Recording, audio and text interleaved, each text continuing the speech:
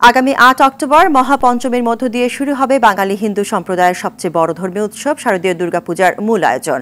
দেশের বিভিন্ন পূজা মণ্ডপে প্রতিমা গড়া শেষে এখন চলছে রঙের কাজসহ শেষ মুহূর্তের প্রস্তুতি। তবে উপকরণের দাম বাড়ায় হতাশ কারিগররা। এদিকে মণ্ডপে নিরাপত্তা নিশ্চিতে প্রস্তুতি নিয়েছে প্রশাসন। প্রতিনিধিদের তথ্যছবিতে বিস্তারিত জানাচ্ছেন সৈয়দ মাহমুদ।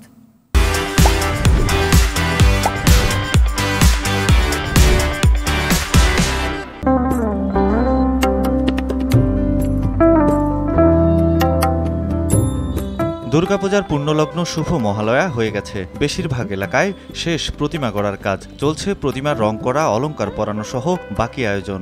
মণ্ডপে মণ্ডপে শোভা পাচ্ছে বর্ণিল সাজ, প্রাধান্য পাচ্ছে গ্রাম বাংলার ঐতিহ্য ও প্রকৃতি। শরতের কাশফুলের শুভ্রতা যেন দেবী দুর্গার আগমনী বার্তাই জানান দিচ্ছে। আগামী ৮ অক্টোবর মহাপঞ্চমী। এবার প্রতিমা তৈরির উপকরণের দাম বেড়েছে, তাই খরচও একটু বেশি। এ নিয়ে কিছুটা হতাশ হলেও পূজার উৎসবকেই বড় করে দেখছে কারিগররা।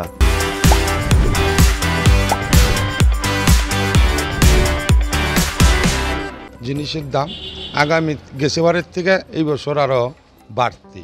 আমাদের কষ্টই যাচ্ছে কাজ করতে, তারপরেও আমরা চেষ্টা করতে যে মায়ের পূজা কিভাবে আমরা শেষ করতে পারি। চলতি বছর দেশে ৩২,০০০-এর বেশি মণ্ডপে পূজা হবে। ঢাকার অদূরে সাভারে ১৯১ এবং ধামরাইয়ে ১৯৯টি মণ্ডপে প্রস্তুতি এগিয়ে চলছে। এছাড়া খুলনা মহানগরে ১০১টি সহ ৯টি উপজেলায় মোট ৮৯০টি মণ্ডপে পূজা হবে। ঝালকাঠিতে প্রস্তুত ১৫৭টি মণ্ডপ। প্রশাসনের পক্ষ থেকে একাধিকবার পূজা মণ্ডপের যারা নেতৃবৃন্দ রয়েছে তাদের সাথে কথা বলা হয়, প্রস্তুতি সভা করেছে। দেশের সার্বিক পরিস্থিতি বিবেচনায় এবার পূজা ঘিরে নিরাপত্তা জোরদার করছে প্রশাসন। পূজায় যাতে অনাকাঙ্ক্ষিত কোনো ঘটনা না ঘটে সেই লক্ষ্যে আমরা নিরাপত্তা, সামষ্টিক নিরাপত্তা জোরদার করেছি। রাজনৈতিক নেতৃবৃন্দ, ছাত্র সমন্বয়কগণ সহ সাংবাদিকগণ উপস্থিত ছিলেন। অত্যন্ত সৌহার্দ্যপূর্ণ পরিবেশে আনন্দ উৎসবের সহিত দুর্গাপূজা উদযাপিত হবে।